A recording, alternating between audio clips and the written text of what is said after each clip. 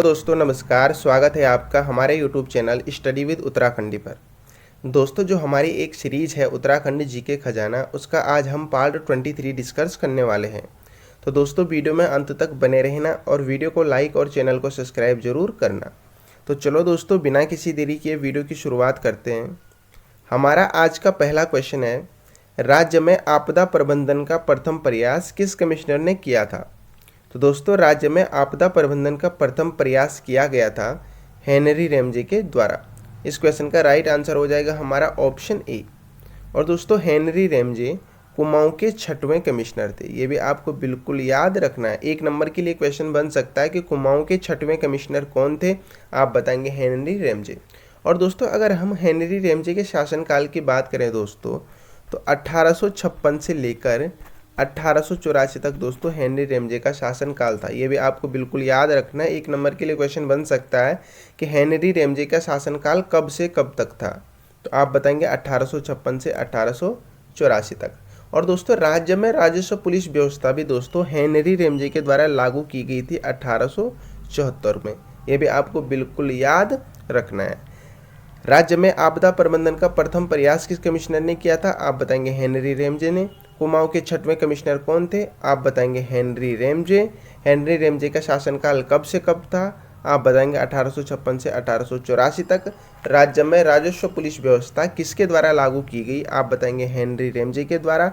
और कब की गई? तो आप बताएंगे 1874 में। तो दोस्तों ये सारे फैक्ट आपको बिल्कुल याद रखने हैं। और दोस्तों वर्तमान में कुमाऊं की कमिश्नर कौन है, ये आप मुझे कमेंट बॉक्स में ज़रूर बताना। बढ़ते हैं अगले क्वेश्चन की तरफ। अगला क्वेश्चन है हमारा, टिहरी में किस शासक के समय जूला पैमाइश के आधार पर भूमि बंदोबस्त हुआ? तो दोस्तों टिहरी में दोस्तों प्रताप शाह के शासनकाल में दोस्तों जूला पैमाइश के आधार पर भूमि बंदोबस्त हुआ था 1873 में। इस क्वेश्चन का राइट आंसर हो जाएगा हमारा ऑप्शन ए। और दोस्तों अगर हम प्रताप शाह के शासनकाल की बात करें दोस्तों, तो 1871 से लेकर 1886 तक दोस्तों प्रताप शाह का शासनकाल था। ये भी आपको बिल्कुल याद रखना है। और दोस्तों टिहरी रियासत में दोस्तों जो प्रथम भूमि बंदोबस्त हुआ था दोस्तों, वो 1823 में हुआ था दोस्तों। और उस समय कुमाऊं के कमिश्नर थे दोस्तों विलियम ट्रेल। ये भी आपको बिल्कुल याद रखना है। 1 नंबर के लिए क्वेश्चन बिल्कुल बन सकता है दोस्तों कि टिहरी रियासत में प्रथम भूमि बंदोबस्त कब हुआ था? तो आप बताएंगे 1823 में। और उस समय कुमाऊं के कमिश्नर कौन थे? आप बताएंगे विलियम ट्रेल। और दोस्तों किस शासक के समय जूला पैमाइश के आधार पर भूमि बंदोबस्त हुआ था? टिहरी रियासत का पहला भूमि बंदोबस्त पूछा जाए दोस्तों, तो आप बताएंगे 1823 में और विलियम ट्रेल के शासन काल में। और टिहरी में दोस्तों जूला पैमाइश के आधार पर भूमि बंदोबस्त हुआ था प्रताप शाह के शासनकाल में 1873 में। और प्रताप शाह का शासनकाल कब से कब तक था? तो आप बताएंगे 1871 से 1886 तक। और दोस्तों टिहरी में दोस्तों अंग्रेजी शिक्षा की शुरुआत भी दोस्तों प्रताप शाह के द्वारा शुरू की गई थी। ये भी आपको बिल्कुल याद रखना है दोस्तों। क्वेश्चन बन सकता है कि टिहरी रियासत में अंग्रेजी शिक्षा की शुरुआत किसके द्वारा शुरू की गई थी? तो आप बताएंगे प्रताप शाह के द्वारा। और दोस्तों टिहरी में पुलिस विभाग की स्थापना भी प्रताप शाह के द्वारा की गई थी। तो दोस्तों ये सारे फैक्ट आपको बिल्कुल याद रखने हैं। बढ़ते हैं अगले क्वेश्चन की तरफ। अगला क्वेश्चन है हमारा, गढ़वीर महाकाव्य जिसमें रिखोला लोदी का वर्णन किया गया है के लेखक हैं? सॉरी दोस्तों यहाँ पे रिखोला होना था, रिखोला लोदी। गढ़वीर महाकाव्य जिसमें रिखोला लोदी का वर्णन किया गया है के लेखक हैं? तो दोस्तों रिखोला लोदी का वर्णन किया गया है दोस्तों जिस गढ़वीर महाकाव्य में, उसके लेखक हैं रूपमोहन सकलानी। इस क्वेश्चन का राइट आंसर हो जाएगा हमारा ऑप्शन बी। और दोस्तों गढ़वाल का रखवाला किसे कहा जाता है? ये क्वेश्चन भी बन सकता है दोस्तों। तो गढ़वाल का रखवाला दोस्तों रिखोला लोदी को कहा जाता है। ये भी आपको बिल्कुल याद रखना है। और गढ़वीर महाकाव्य जिसमें रिखोला लोदी का वर्णन किया गया है, तो आप बताएंगे रूपमोहन सकलानी। और क्वेश्चन दोस्तों इस प्रकार से भी बन सकता है कि किस महाकाव्य में रिखोला लोदी का वर्णन किया गया है? तो आप बताएंगे गढ़वीर महाकाव्य। और उसके लेखक कौन है? आप बताएंगे रूपमोहन सकलानी। और गढ़वाल का रखवाला किसे कहा जाता है? आप बताएंगे रिखोला लोदी को। बढ़ते हैं अगले क्वेश्चन की तरफ। अगला क्वेश्चन है हमारा, सुजैन सेवन हस्बैंड पुस्तक पर आधारित फिल्म है? तो दोस्तों सुजैन सेवन हस्बैंड पुस्तक पर आधारित फिल्म है 7 खून माफ। इस क्वेश्चन का राइट आंसर हो जाएगा हमारा ऑप्शन बी। और दोस्तों जो सुजैन सेवन हस्बैंड पुस्तक है दोस्तों, इसके लेखक हैं दोस्तों रिस्किन बॉन्ड। ये भी आपको बिल्कुल याद रखना है। इसके लेखक कौन है आप बताएंगे रिस्किन बॉन्ड। और दोस्तों रिस्किन बॉन्ड की पहली पुस्तक कौन सी है तो आप बताएंगे रूम ऑन द रूफ, और उसका प्रकाशन हुआ था दोस्तों 1955 में। ये भी आपको बिल्कुल याद रखना है। क्वेश्चन बन सकता है दोस्तों कि रिस्किन बॉन्ड की पहली पुस्तक कौन सी है, आप बताएंगे रूम ऑन द रूफ, और इसका प्रकाशन कब हुआ था आप बताएंगे 1955 में। और दोस्तों रिस्किन बॉन्ड को पद्मश्री सम्मान से दोस्तों 1999 में सम्मानित किया गया था। ये भी आपको याद रखना है। क्वेश्चन बन सकता है दोस्तों कि रिस्किन बॉन्ड को पद्मश्री सम्मान से कब सम्मानित किया गया था, आप बताएंगे 1999 में। और दोस्तों इनको 1992 में दोस्तों 2014 में दोस्तों इनको पद्म भूषण से भी सम्मानित किया गया था। ये भी आपको बिल्कुल याद रखना है। 2014 में दोस्तों इनको पद्म भूषण से सम्मानित किया गया था। तो दोस्तों ये सारे फैक्ट आपको बिल्कुल याद रखने हैं। सुजैन सेवन हस्बैंड पर आधारित फिल्म कौन सी है आप बताएंगे सात खून माफ। सुजैन सेवन हस्बैंड पुस्तक के राइटर कौन है आप बताएंगे रिस्किन बॉन्ड। इसका प्रकाशन कब हुआ था तो आप बताएंगे इनकी पहली पुस्तक कौन सी थी आप बताएंगे रूम इन द रूफ, और इसका प्रकाशन कब हुआ था आप बताएंगे 1955 में। और रिस्किन बॉन्ड को पद्मश्री सम्मान से कब सम्मानित किया गया था आप बताएंगे 1999 में। और पद्म भूषण से कब सम्मानित किया गया था आप बताएंगे 2014 में। और दोस्तों जो सुजैन सात खून माफ है दोस्तों, इसके दोस्तों जो डायरेक्टर हैं दोस्तों वो हैं विशाल भारद्वाज, और इसकी अभिनेत्री हैं दोस्तों प्रियंका चोपड़ा। बढ़ते हैं अगले क्वेश्चन की तरफ। अगला क्वेश्चन है हमारा, कत्यूरी काल में तपोवन का नाम क्या था। तो दोस्तों कत्यूरी काल में तपोवन का नाम था सुभिक्षपुर। इस क्वेश्चन का राइट आंसर हो जाएगा हमारा ऑप्शन सी। और दोस्तों अगर हम पृथ्वीपुर की बात करें दोस्तों, तो पृथ्वीपुर दोस्तों देहरादून का प्राचीन नाम है, और वीरभद्र दोस्तों ऋषिकेश का प्राचीन नाम है, और दोस्तों गोविशाण काशीपुर का प्राचीन नाम है। ये भी आपको बिल्कुल याद रखना है। तो दोस्तों कत्यूरी काल में तपोवन का नाम क्या था आप बताएंगे सुभिक्षपुर। बढ़ते हैं अगले क्वेश्चन की तरफ। अगला क्वेश्चन है हमारा, कीर्तिनगर आंदोलन कब हुआ था। तो दोस्तों कीर्तिनगर आंदोलन हुआ था 1948 में। इस क्वेश्चन का राइट आंसर हो जाएगा हमारा ऑप्शन डी। और दोस्तों सकलाना विद्रोह कब घटित हुआ था, एक नंबर के लिए क्वेश्चन बन सकता है कि सकलाना विद्रोह कब घटित हुआ था। तो दोस्तों सकलाना विद्रोह घटित हुआ था 1947 में। ये भी आपको बिल्कुल याद रखना है। कीर्तिनगर आंदोलन कब हुआ था आप बताएंगे 1948 में। सकलाना विद्रोह कब घटित हुआ था आप बताएंगे 1947 में। और दोस्तों जो 1948 में कीर्तिनगर आंदोलन हुआ था दोस्तों, इसमें दोस्तों भोलू राम और दोस्तों नागेंद्र सकलानी, ये दोनों क्या हो गए थे दोस्तों, शहीद हो गए थे। ये भी आपको बिल्कुल याद रखना है। क्वेश्चन बन सकता है दोस्तों कि भोलू राम और नागेंद्र सकलानी किस आंदोलन में शहीद हुए थे, तो आप बताएंगे कीर्तिनगर आंदोलन में। और कब हुए थे आप बताएंगे 1948 में। और सकलाना विद्रोह कब घटित हुआ था आप बताएंगे 1947 में। बढ़ते हैं अगले क्वेश्चन की तरफ। अगला क्वेश्चन है हमारा, राज्य में नगरीय स्वायत्त प्रणाली कब लागू हुई थी। दोस्तों ये एक प्रीवियस ईयर क्वेश्चन है। तो दोस्तों राज्य में नगरीय स्वायत्त प्रणाली लागू हुई थी 1916 में। इस क्वेश्चन का राइट आंसर हो जाएगा हमारा ऑप्शन बी। बढ़ते हैं अगले क्वेश्चन की तरफ। अगला क्वेश्चन है हमारा, थारू जनजाति में शिकार की देवी के रूप में जाना जाता है। तो दोस्तों थारू जनजाति में शिकार की देवी के रूप में जाना जाता है दोस्तों बागेश्वरी देवी को। इस क्वेश्चन का राइट आंसर हो जाएगा हमारा ऑप्शन ए। और दोस्तों अगर हम जगमतिया देवी की बात करें दोस्तों, तो जगमतिया देवी को दोस्तों थारू जनजाति में फसल रक्षा की देवी के रूप में जाना जाता है। ये भी आपको बिल्कुल याद रखना है। क्वेश्चन बन सकता है दोस्तों कि थारू जनजाति में फसल रक्षा की देवी के रूप में किसे जाना जाता है, तो आप बताएंगे जगमतिया देवी को। और थारू जनजाति में शिकार की देवी के रूप में किसे जाना जाता है, आप बताएंगे बागेश्वरी देवी को। और दोस्तों जो शीतला देवी है दोस्तों, उसको दोस्तों थारू जनजाति में कि चेचक की बीमारी को दूर करने के लिए पूजा जाता है। ये भी आपको बिल्कुल याद रखना है। थारू जनजाति में दोस्तों चेचक की बीमारी को दूर करने के लिए शीतला देवी को पूजा जाता है। और थारू जनजाति में दोस्तों शिकार की देवी के रूप में जाना जाता है बागेश्वरी देवी को, और फसल रक्षा की देवी के रूप में जाना जाता है जगमतिया देवी को। और दोस्तों अगर हम थारू जनजाति की बात करें तो राज्य की सर्वाधिक जनसंख्या वाली दोस्तों जनजाति है थारू जनजाति। और दोस्तों सर्वाधिक थारू जनजाति दोस्तों निवास करती है उधम सिंह नगर में। ये भी आपको बिल्कुल याद रखना है। 1 नंबर के लिए क्वेश्चन बन सकता है दोस्तों कि राज्य में सर्वाधिक थारू जनजाति किस जिले में निवास करती है, आप बताएंगे उधम सिंह नगर में। तो दोस्तों ये सारे फैक्ट आपको याद रखने हैं। बढ़ते हैं अगले क्वेश्चन की तरफ। अगला क्वेश्चन है हमारा, नायक बालिका रक्षा कानून कब पारित हुआ था? तो दोस्तों नायक बालिका रक्षा कानून पारित हुआ था 1929 में। इस क्वेश्चन का राइट आंसर हो जाएगा हमारा ऑप्शन ए। बढ़ते हैं अगले क्वेश्चन की तरफ। अगला क्वेश्चन है हमारा, राजमाता नेपोलिया किसकी संरक्षिका थी? तो दोस्तों राजमाता नेपोलिया नरेंद्र शाह की संरक्षिका थी।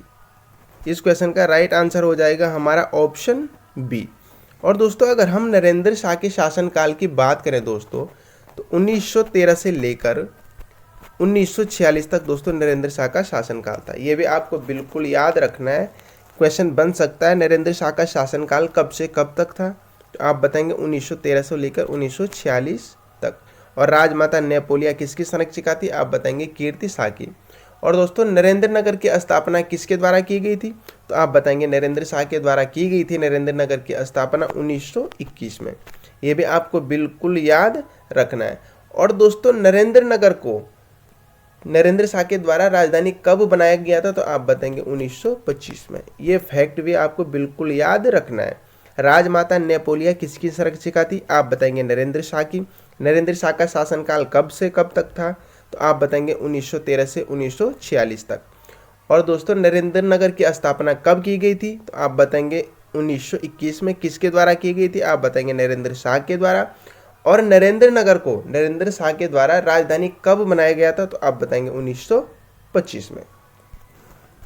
बढ़ते हैं अगले क्वेश्चन की तरफ। अगला क्वेश्चन है हमारा, कार्तिकेयपुर राजवंश के अब तक कुल कितने अभिलेख मिले हैं? तो दोस्तों कार्तिकेयपुर राजवंश के अब तक कुल 8 अभिलेख मिले हैं। इस क्वेश्चन का राइट आंसर हो जाएगा हमारा ऑप्शन डी।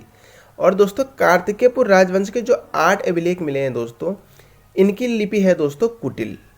ये भी आपको बिल्कुल याद रखना है। दोस्तों 1 नंबर के लिए क्वेश्चन बन सकता है कि कार्तिकेयपुर राजवंश के जो अभिलेख मिले हैं उनकी लिपि कौन सी थी, तो आप बताएंगे कुटिल लिपि। और कितने अभिलेख मिले हैं, आप बताएंगे 8।